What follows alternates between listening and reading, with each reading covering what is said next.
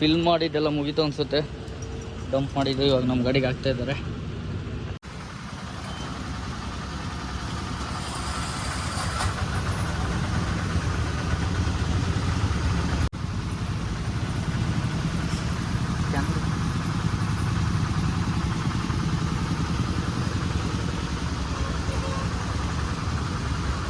₹6,000 PhonePe ಮಾಡಿ ₹5,000 diesel ಹಾಕಿ 1,000 cash ಇಸ್ಕೊತಾ ಇದ್ದೀನಿ. ಬನ್ನಿ ಇಸ್ಕೊಂಡು ಇಲ್ಲಿಂದ ಹೊರಡೋಣ. ಮುಗಿದಿದೆ. ₹5,000 1 ಲೀಟ್ರ್ ಬಂದಿದೆ ನೋಡಿ. Thank you. ಸೊ ಕ್ಯಾಶು ಕೂಡ ಇಸ್ಕೊಂಡು ಹೊರಟ್ಬಿಡೋಣ ಇವಾಗ. ಗುಲ್ಬರ್ಗ ಸೀದಾ ಗುಲ್ಬರ್ಗಕ್ಕೆ ಹೋಗಿ ಬಂದು ಫೋನ್ ಮಾಡು ಅಂತ ಹೇಳಿದ್ದಾರೆ ಪಾರ್ಟಿ. ಹೊರಡೋಣ. ಟಣ್ ಟಣ್ ಟಣ್ ಟಣ್. ಹೊಸಲ್ಲೆಲ್ಲ ಜೋಶಿ ಇರುತ್ತೆ. ಹೋಯ್ತು ಗೊತ್ತಾಗೋದು ಬಂಡವಾಳ ಏನು.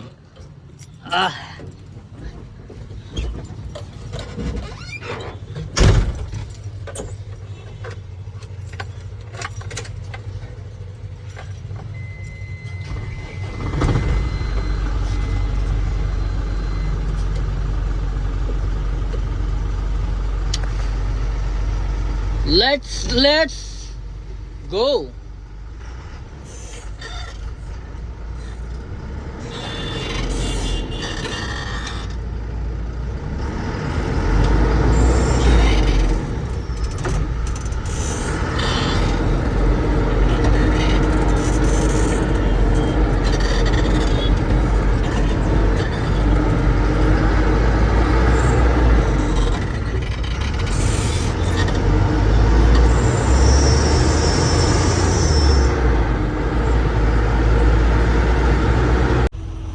ಲಾಸ್ಟ್ ಟೈಮ್ ಊಟ ಮಾಡೋದ್ವಲ್ಲ, ಸೇಮ್ ಪ್ಲೇಸು ಸೇಮ್ ಊರಿಗೆ ಬಂದಿದ್ದೀವಿ.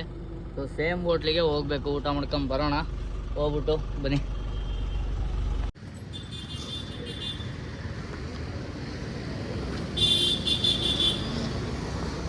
ಯಾಣ ಆರಾಮಾಗಿ ಕುತ್ಕೊಂಡ್ಬಿಟ್ಟಿದ್ರ.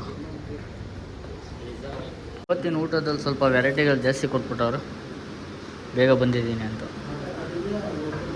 ಊಟದ ಕಾರ್ಯಕ್ರಮ ಎಲ್ಲ ಮುಗೀತು. ಇನ್ನೇನಿದ್ರು ಇಲ್ಲಿಂದ ನಾನ್ ಸ್ಟಾಪ್ ಒಯ್ತಾ ಇರೋದಷ್ಟೇ. ಸೊ ಬನ್ನಿ ಇಲ್ಲಿಂದ ಹೊರಡೋಣ. ಅಣ್ಣವ್ರಿಗೆ ಎಲ್ಲೋ ಯಾವ ಊರಣ? ಹಾಂ, ಅಲ್ಲಿಗೆ ಡ್ರಾಪ್ ಮಾಡ್ಬೇಕಂತೆ. ಪಾಪ ಕಾಸು ಕೊಡ್ತೀನಿ ಅಂತವ್ರೆ. ಬೇಡ ಅಂತ ಹೇಳ್ಬಿಟ್ಟು ತುಂಬಿಸ್ಕೊಂಡಿದ್ದೀನಿ. ಬನ್ನಿ ಹೋಗೋಣ.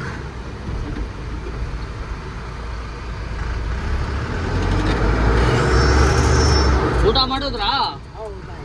ಏನಿಲ್ಲಿ? ಹಾಂ, ಏನ್ತಕ್ಕೆ ಬಂದ್ರಿ ಇಲ್ಲಿ?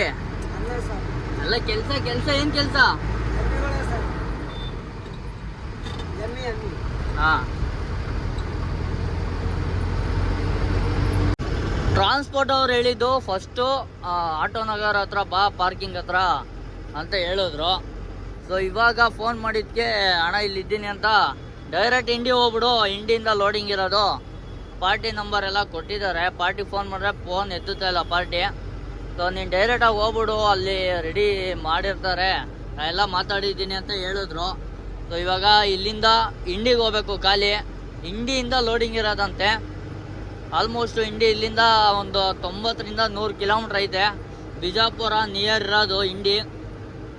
ಸೊ ಅಲ್ಲಿಂದ ಲೋಡಿಂಗ್ ಇರೋದು. ಅಲ್ಲಿಂದ ಬೆಂಗಳೂರಿಗೆ ಹೋಗ್ಬೇಕು.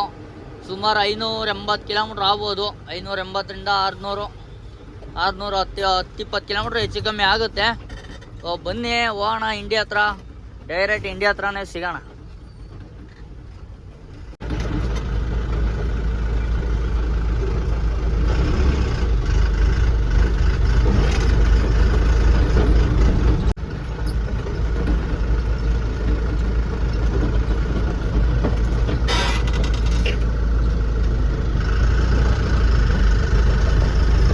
ನಿಂಬೆ ಹಣ್ಣಿನ ನಾಡು ಇಂಡಿ ಪಟ್ಟಣಕ್ಕೆ ಸ್ವಾಗತ. ಅಣ್ಣ ಹೇಳಿ. ಹಲೋ, ಇಲ್ಲೇ HP ಪೆಟ್ರೋಲ್ ಬಂಕ್ ಹತ್ರ ಇದ್ದೀನಿ. ಇಂಡಿ ಎಂಟ್ರೆನ್ಸ್ ಅಲ್ಲಿ. ಅಣ್ಣ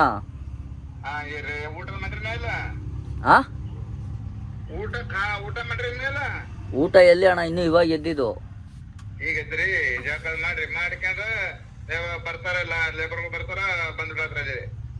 ಎಷ್ಟು ಗಂಟೆ ಬರ್ತಾರಣ್ಣ? ಹಾ ರೀ. ಎಷ್ಟು ಗಂಟೆಗೆ ಬರ್ತಾರೆ? ಅವ್ರು 11 ಗಂಟೆಗೆ 10 ಗಂಟೆಗೆ. 10 ಗಂಟೆಗೆ ಬರ್ತಾರಾ? ಹ್ಮ್ ಇಲ್ಲಿಗೆ 10 ಗಂಟೆಗೆ ಬರ್ತಾರಾ? ಹ್ಮ್ ಸರಿ ಅಣ್ಣ, ಆಯ್ತು. ಇಷ್ಟು ಒಂದು 12 ಗಂಟೆ ಅಷ್ಟು ಲೋಡ್ ಆಗುತ್ತಾ? 12 ಗಂಟೆ ಮುಂದೆ ಆಗ್ತದ, ಯಾಕಂದ್ರೆ ಲೋಡ್ ಇದು ಅದಲ್ಲ. ಎಲ್ಲ ಪ್ಯಾಕ್ ಮಾಡಿ ಇಕ್ಕಿದ್ದೀರಾ? ಹಾ, ಎಲ್ಲ ಪ್ಯಾಕ್ ಮಾಡತ್ತೇವೆ. ಇನ್ನೊಂದು ಪ್ಯಾಕ್ ಮಾಡತ್ತಾರ. ಹಾಂ, ಸರಿ ಅಣ್ಣ, ಆಯ್ತು. ಇಲ್ಲೇ ಇದು SP ಪೆಟ್ರೋಲ್ ಬಂಕ್ ಹತ್ರ ಇದ್ದೀನಿ. ಹಾ, ನಾನು ಕಳಿಸಿ ಯಾರನ್ನಾರು. ಆಯ್ತು. ಸರಿ ಅಣ್ಣ. ಹಲೋ ಸ್ನೇಹಿತರೆ, ನಮಸ್ಕಾರ ಎಲ್ರಿಗೂ. Welcome back to my YouTube channel Vayuputra truck vlogs. So ಇವತ್ತು ಬಂದು ಇಂಡಿಯಲ್ಲಿದ್ದೀವಿ. ಸೊ ಯಾಕಪ್ಪ ಇಂಡಿ ಅಂತ ಹೇಳ್ಬಿಟ್ಟು ನೆನ್ನೆ ಡೀಟೇಲ್ಸ್ ಎಲ್ಲ ಕೊಟ್ಬಿಟ್ಟಿದ್ದೀನಿ ರಾತ್ರಿ ಬರಬೇಕಾದ್ರೆ. ಸೊ ಈರುಳ್ಳಿ ಲೋಡಿಗೆ ಬಂದಿದ್ದೀವಿ. ಬಂದು ರಾತ್ರಿ ಇನ್ನೇನು ಇಂಡಿ ಬಂದು ಇಲ್ಲಿಂದ 2.7 ಕಿಲೋಮೀಟ್ರು ಇದೆ ನಮ್ಮ ಲೊಕೇಶನ್ ಪ್ರಕಾರ. ಸೊ ಇಂಡಿ ಸಿಟಿಯಿಂದ, ಸಿಟಿ ಅಂದರೆ ಮಾಮೂಲಿ ಇಂಡಿಯಿಂದ ಲೋಡಿಂಗ್ ಇರೋದು ನಮಗೆ. ಅದು ಹಳ್ಳಿ ಏನು ಒಳಗಡೆ ಕರ್ಕೊಂಡು ಹೋಗ್ತಾರ, ಇಲ್ಲ ಅಲ್ಲೇ ಎಲ್ಲಾರ ಮೇನ್ ರೋಡಲ್ಲಿ ನಿಲ್ಸ್ಕೊಂಡು ಏನು ಮಾಡ್ತಾರ ಗೊತ್ತಿಲ್ಲ. ಸೊ ಇನ್ನೂ ಪ್ಯಾಕ್ ಎಲ್ಲ ಮಾಡ್ತಾಯಿದ್ದಾರಂತೆ ಈರುಳ್ಳಿನ. ಸೊ ಇವಾಗ SP ಪೆಟ್ರೋಲ್ ಬಂಕ್ ಹತ್ರ ಹಾಕ್ಕೊಂಡು ರಾತ್ರಿ ಮಲಗಿದ್ವು. ಇದೇ ಬಂಕು, ಒಳ್ಳೆ ಜಾಗ ಇತ್ತು ಪಾರ್ಕಿಂಗು. ಸೊ ಇಲ್ಲೇ ಹಾಕ್ಬಿಟ್ಟು ಮಲ್ಕೊಂಡಿದ್ದೆ. ನನ್ನ ಪಕ್ಕದಲ್ಲಿ ಇನ್ನೊಂದು ಗಾಡಿ ನಿಂತಿದೆ, ಈಚರು. ಸೊ ಅದು ಬಿಸಿಲಲ್ಲಿ ನಿಂತಿದೆ. ನಾನು ನೈಟ್ ಬಂದಾಗ ಇಲ್ಲಿ ಯಾರೂ ಇರಲಿಲ್ಲ, ಅದಕ್ಕೆ ಇಲ್ಲಿ ಬಂದು ಹಾಕ್ಬಿಟ್ಟೆ. ಸೊ ಬಿಸಿಲು ಹೊಡೆದ್ರು ಬಂದರೂ ಕೂಡ ನನಗೆ ನೆರಳಲ್ಲಿದ್ದೀನಿ ಆರಾಮಾಗೆ.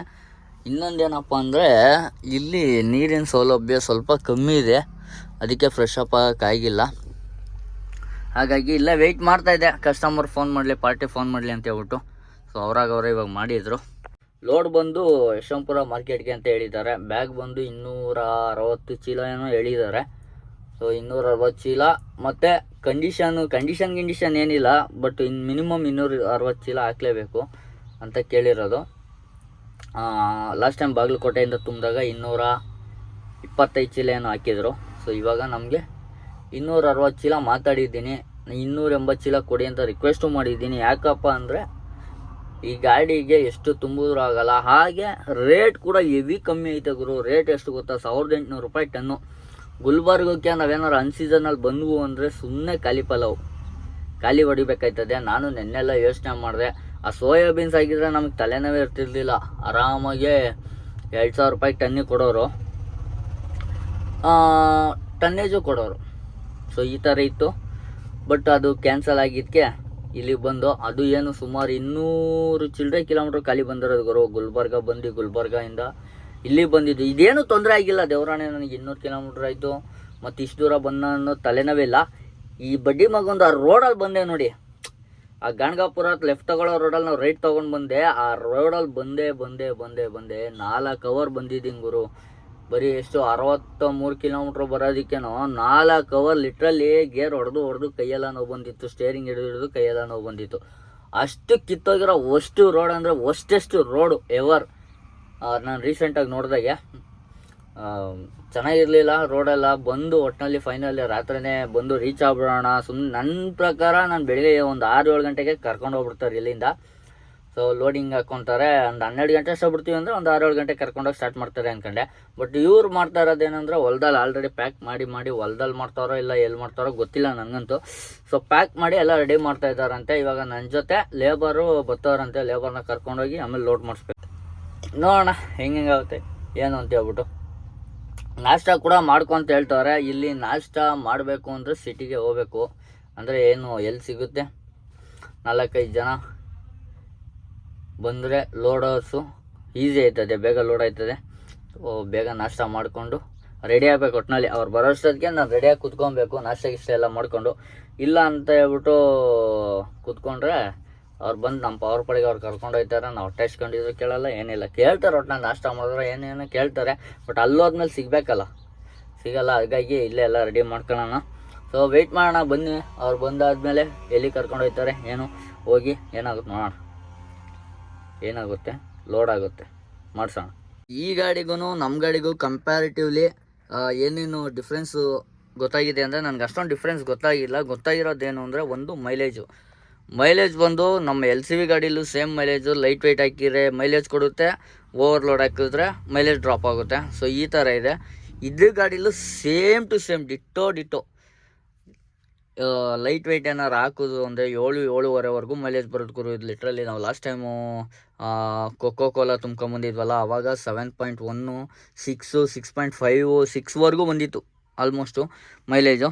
ಸೊ ಪರವಾಗಿಲ್ಲ, 12 ಟನ್ಗೆ 6 ಮೈಲೇಜ್ ಕೊಡುತ್ತೆ ಅಂದರೆ ವರ್ತೆ ತಾನೆ. ಸೊ ಆ ಥರ ಕಂಪೇರ್ ಮಾಡಿದ್ರೆ ಎಲ್ ಸಿ ವಿನೂ ಮತ್ತು ಇದು ಎರಡೂ ಮೈಲೇಜಲ್ಲಂತೂ ಸೇಮ್ ಇದೆ. ಬಟ್ ಟೋಲಲ್ಲಿ ಮಾತ್ರ ಡಿಫ್ರೆಂಟ್ ಬರುತ್ತೆ. ಟೋಲ್ ಅದು 1600 ಚಿಲ್ಲರೆನೋ ಬಂದರೆ ಇದು 2700-800 ಚಿಲ್ಲರೆ ಬರುತ್ತೆ. ಸೊ ಇದು ಡಿಫ್ರೆಂಟು. ಟೋಲ್ ಮಾತ್ರ ಜಾಸ್ತಿ ತೊಗೊಳುತ್ತೆ, ಮೈಲೇಜಲ್ಲೇನೂ ಇಲ್ಲ ಗುರು.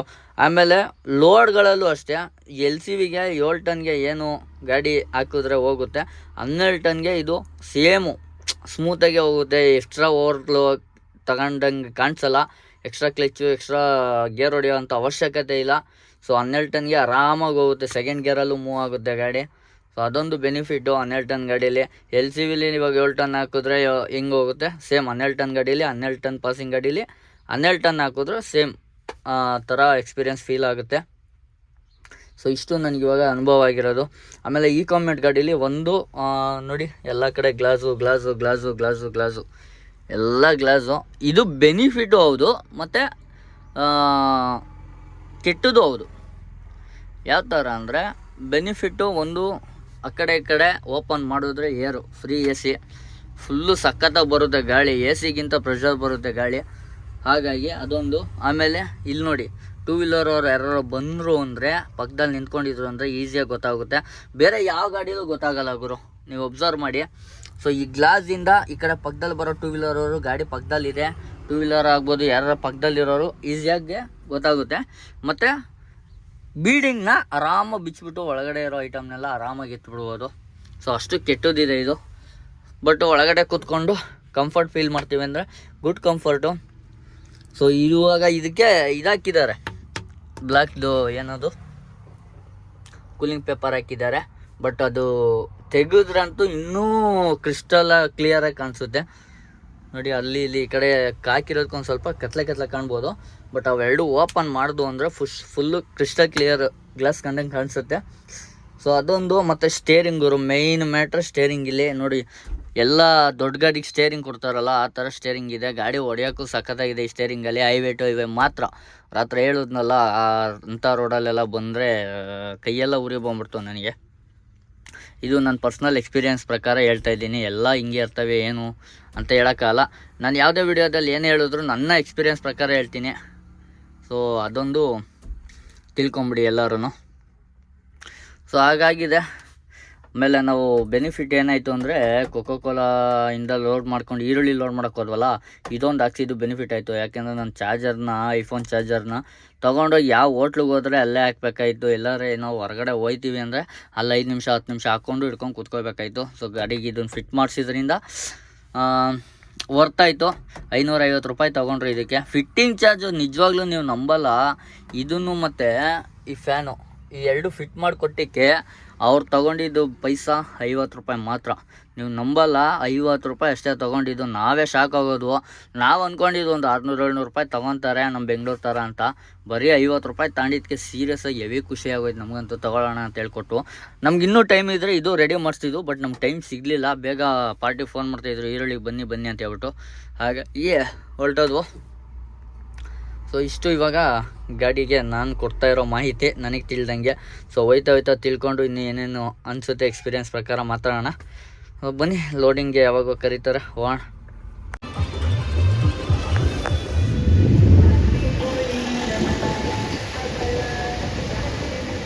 ಲೋಡ್ ಔಟ್ಸು ಇವಾಗ ಯಾವುದೋ ಒಂದು ಲೊಕೇಶನ್ ಕಳಿಸಿದ್ದಾರೆ. ಇಲ್ಲಿಂದ 14 ಕಿಲೋಮೀಟ್ರ್ ಇದೆ, ಆಲೂರು ಅಂತ. ಸೊ ಇಲ್ಲಿಂದ ಹೊರಡುವ ಸಮಯ ಬಂತು. ಬಂಕಿಗೆ ಟಾಟಾ ಬೈ ಹೇಳುವ, ಇಲ್ಲಿಂದ ಹೊರಡುವ ಬನ್ನಿ. ಬೆಳಗಿಂದ ನಾಷ್ಟ ಇಲ್ಲ ಏನಿಲ್ಲ, ಹೋಗ್ಬೇಕಾರೆ ಹಿಂಗೆ ಕಟ್ಟಿಸ್ಕೊಂಡು ಹೋಗ್ಬೇಕು. ನಾಷ್ಟ ಹೋಯ್ತಾ ಅಂದ್ವೇ ಕಟ್ಟಿಸ್ಕೊಂಡು ಹೋಗೋಣ. Welcome to Indi city central. ನಾನು ಇಂಡಿ ಸಿಟಿ ಅಲ್ಲ ಅಂದ್ಕೊಂಡಿದ್ದೆ, ಹಳ್ಳಿ ಅಂದ್ಕೊಂಡಿದ್ದೆ. ಇವಾಗ ನೋಡಿದ್ಮೇಲೆ ಗೊತ್ತಾಯ್ತಿದೆ ಇಂಡಿ ಕೂಡ ಸಿಟಿ ಇದೆ ಅಂತ.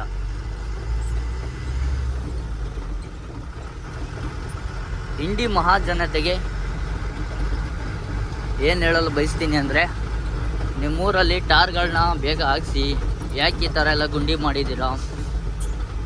ಓ, ಕಾಂಕ್ರೀಟ್ ಹಾಕಿದ್ದಾರೆ ಮುಂದೆ. ಅಬ್ಬಬ್ಬಬ್ಬಬ್ಬಬ್ಬಾ.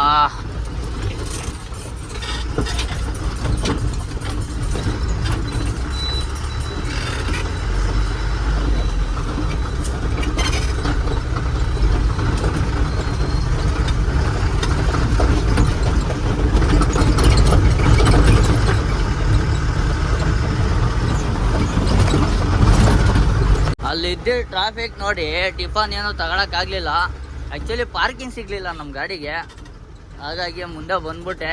ಮುಂದೆ ನೋಡಿದ್ರೆ ಇಲ್ಲೂ ಏನೂ ಸಿಗ್ತಾ ಇಲ್ಲ, ಹೋಟ್ಲ್ಗಳೇ ಇಲ್ಲ. ಇಲ್ಲಿ ಸಿಟಿಲಿ ಮಾತ್ರ ಹೋಟೆಲ್ ಇದ್ದಿದ್ದು, ಇಲ್ಲಿ ಹೋಟೆಲ್ಲೇ ಇಲ್ಲ.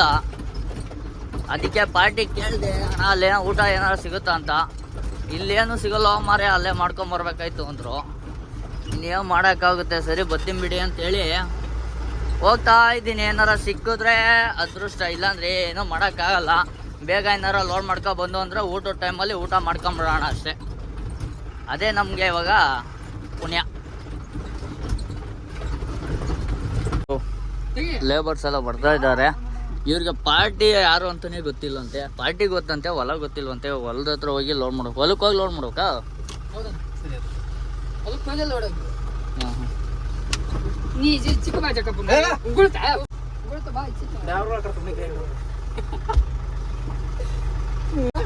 ಏನು ದಂಧ ಮಾಡ್ತಿರೋ ನಿಮ್ಮ ಬಾಯಾಗ? ಅವ್ರಿಗೆ ಗಾಡಿ ಬರ್ತಾರೆ. ಹಿಂದ ಹಿಂದ ಹಿಂದ ಹಿಂದ ಇಲ್ಲೆಲ್ಲ ಐತೆ ಜಾಗ. ಹೆಂಗಂತಾರೆ ಇವರು?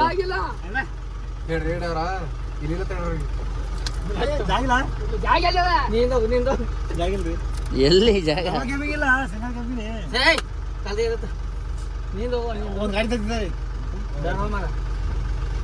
ನಡಿ, ನಾವು ಇಬ್ರು ಹಿಂದೆ ಹೋಗೋಣ.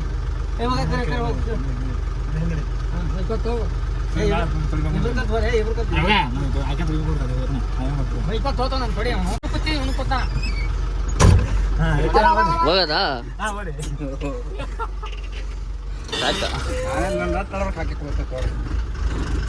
ಕಾಲ್ ಕಾಲ್ ಕಾಲ್ ಮತ್ತೆ ಇಲ್ಲೆಲ್ಲ ನಾನು ಹೊರಗಟ್ಟಿಲ್ಲ.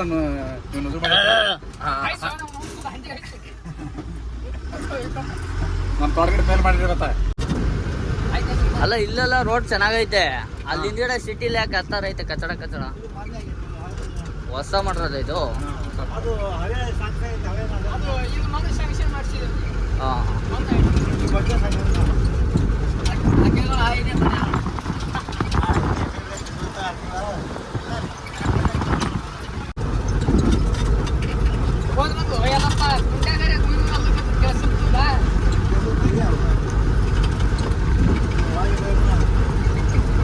ಬಂತು ಮರಯ್ಯ.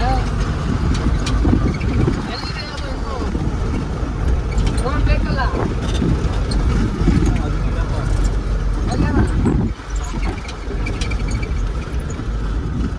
ಯಾಕಡೆ ಹೋಗ್ಬೇಕು?